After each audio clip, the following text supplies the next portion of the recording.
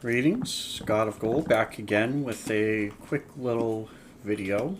This video is more or less a explanation as to what I kind of see of what's going on and why certain factions or like certain things that may not be the way they seem.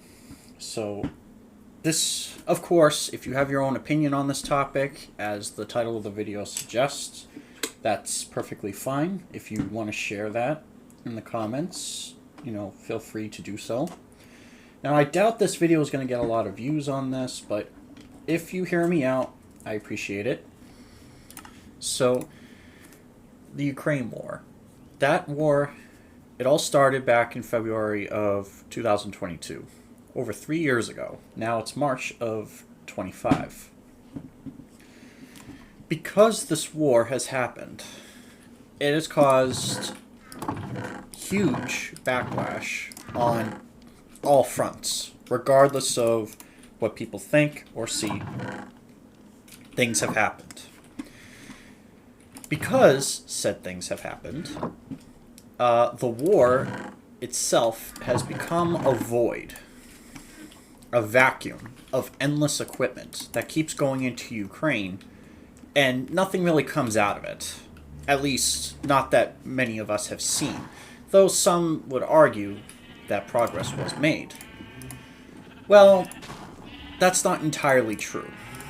Why I say this is because the war that Ukraine is under right now, during the invasion process, has tried setting up defenses on every single part of the front, and it seems that some defenses, like the one close to Zaporizhia or some along the Kherson front, those are all holding just fine. The east, however, arguably is not. And things are probably, and more than likely, are only going to get worse as time will go on. Now, before you say I'm pessimistic about Ukraine, let me make this clear, that this is just what I have seen. I'm just trying to deliver the information as not just what I see, but based on the research that I've done. Now, very quickly, Ukraine has done its fair share of holding its ground, which is good on them. But there is a catch. When you hold ground like that, and especially if it's a long stretch of land, almost being wrapped around the country, as I'll probably show on the map on my screen, this shows the overall shape of the front, including not just the current border, if there were no incursions, or if, let's say, countries have been pushed out. And as of recently, we have Russia pulling in the east, a stalemate in the far south, which is near the Kherson-Dnipro river line. Granted, there was that crossing last year that Ukraine attempted. Unfortunately for them, despite their amount of support and despite the losses inflicted on both sides, it was a disaster.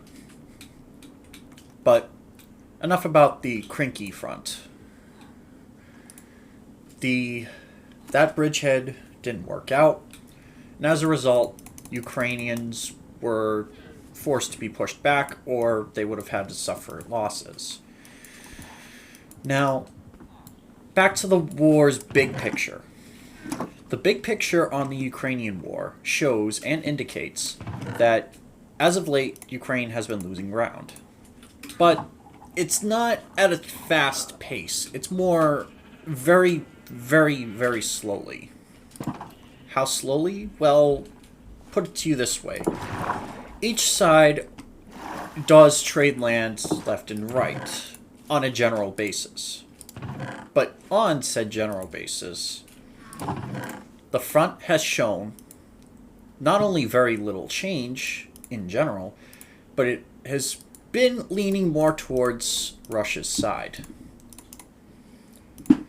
Russia's side has been accelerating its gains as much as possible. Were they successful? In some areas, not in everything. Ukraine has been trying to resist these attacks, but by now, probably by the time that this video is uploaded, we could probably see something like the Kursk offensive that Ukraine has done being reversed, because Russia's pipeline tactics have shown to be sneaky. As you know on the news, it is true. If you are not sure, I would highly suggest you look that up. But these tactics have surprised Ukraine, making Sudza in the Kursk region completely open to this attack.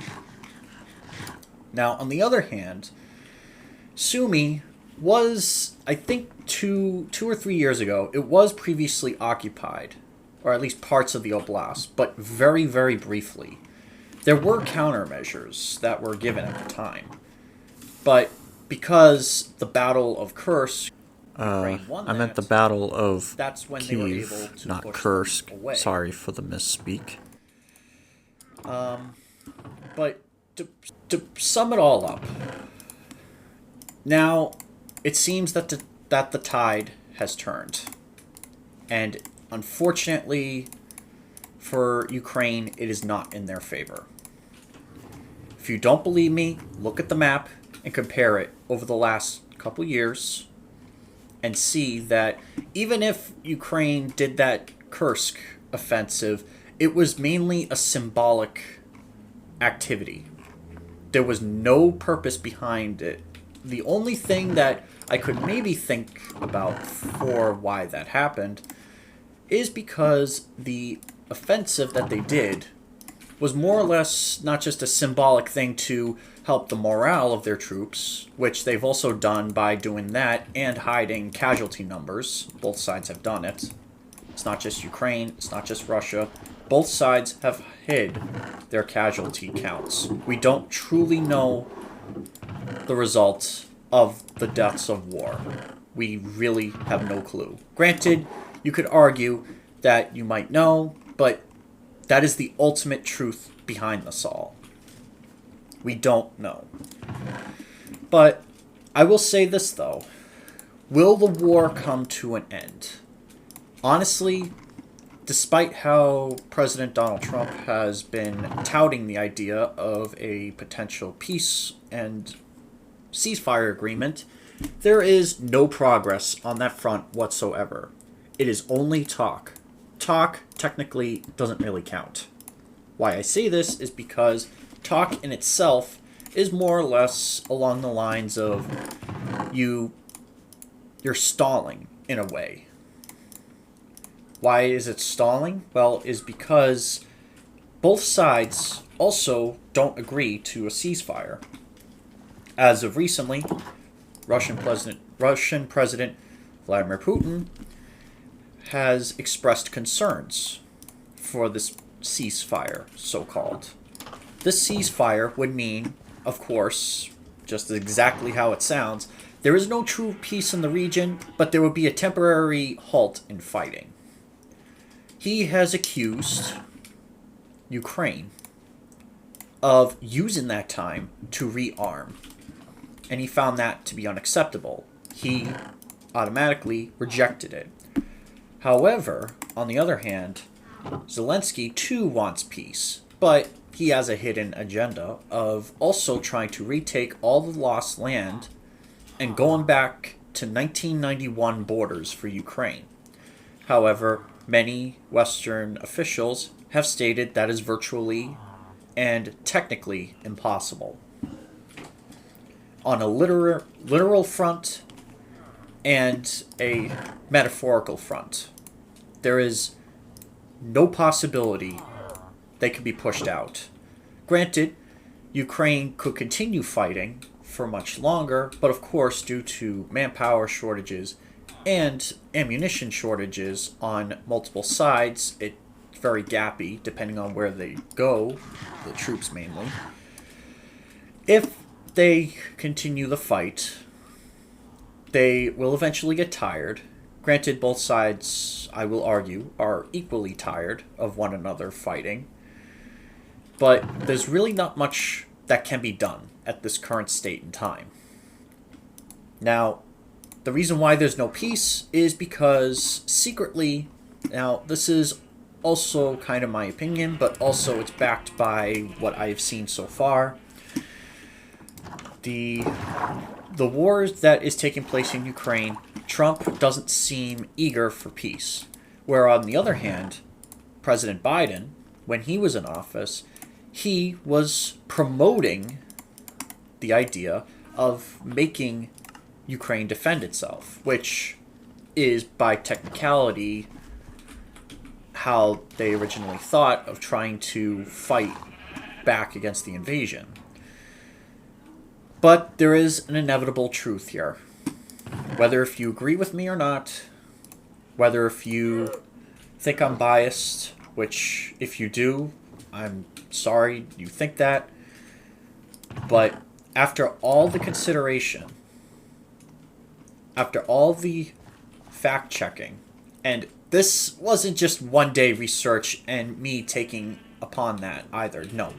This was research that I've done personally in the past several months, up to about 3 years.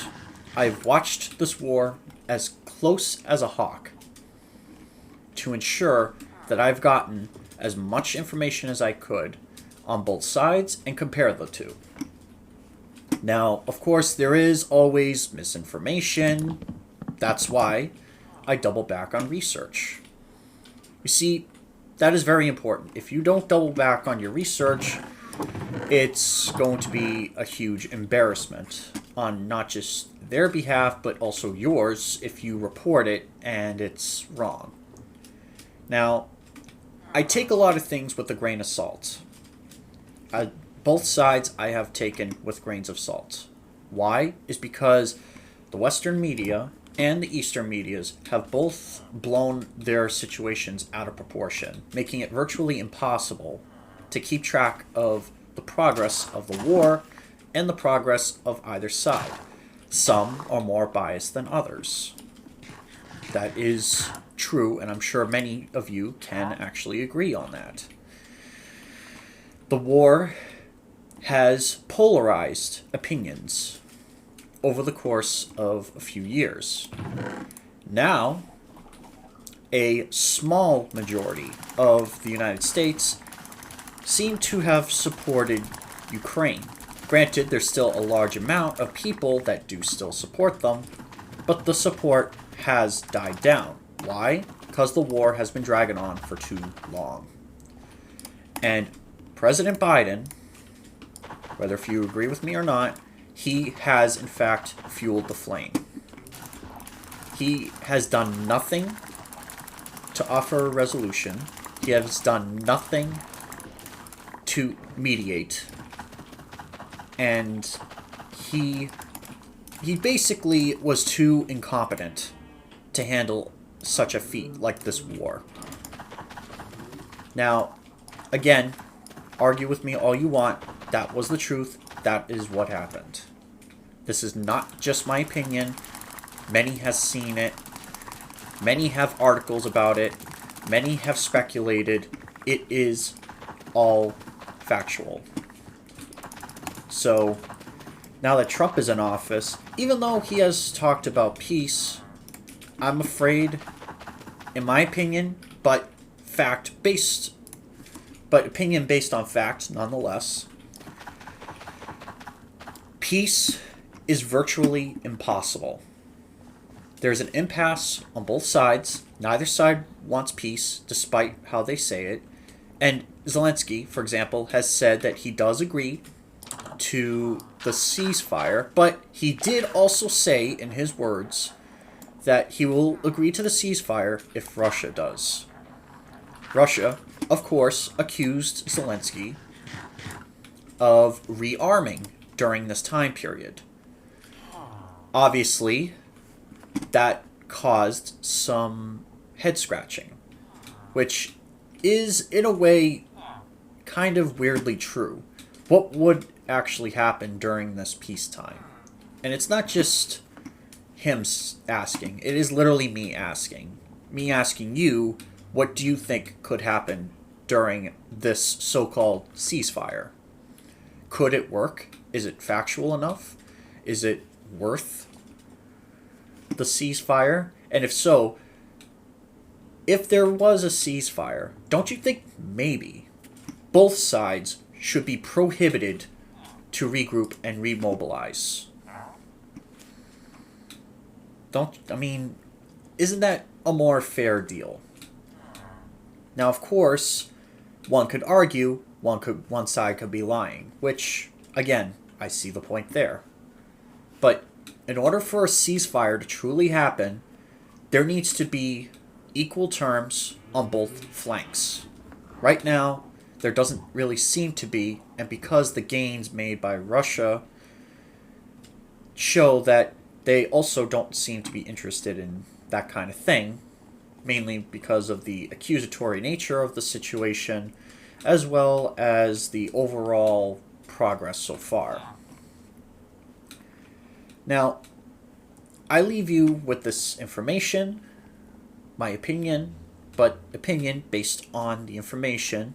Now, of course, I don't know all of the situation myself, despite what I've learned, and I may never be able to understand completely, and I'm sure many others are still left in the dark about this. But one thing is certain. As long as this war has no truce, it will never end. Even if, let's say there's a truce or a ceasefire, the war is still technically not over. That is until a peace treaty is signed. Now, will there be a peace treaty? Only time will tell. That's the only answer I can give you on that front. There is no definitive answer as to whether or not a peace deal can happen. Granted, many will pivot towards it, many are in favor of it, but there is no proof, unless it actually happens, that it will work. So, I hope you enjoyed this little statement video, and I hope this brought some kind of understanding to what has happened, and I hope that you've learned something in general. Now, you can take this information and do whatever you want with it. That I will not argue with. Now, if you want to say why you think, or say if you favor one side over the other, if you think one side is more than the other, please explain. But of course, if you do respond, please behave in the comments, because I really don't want you to just, I don't want berating of other people, including myself, in the comments. This is a civilized topic that I'm trying to make, and I'm trying to avoid an issue. So, if you have an opinion, post it in the comments, but behave. That's all I ask. Just behave. Now, in addition to what I've said here today,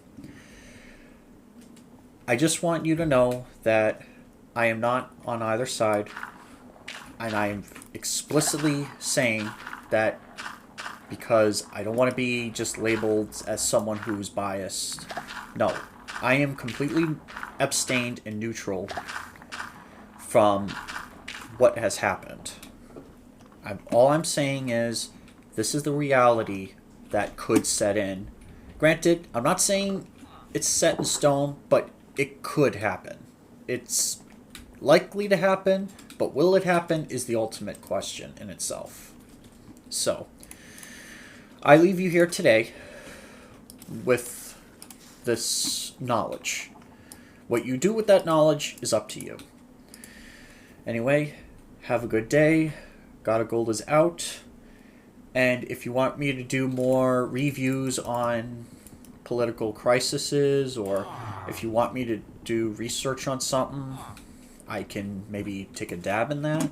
If you still want me, of course, to do like modding videos, I can still do that as well. Just tell me what you guys think in the comments down below, and I'll see you next time.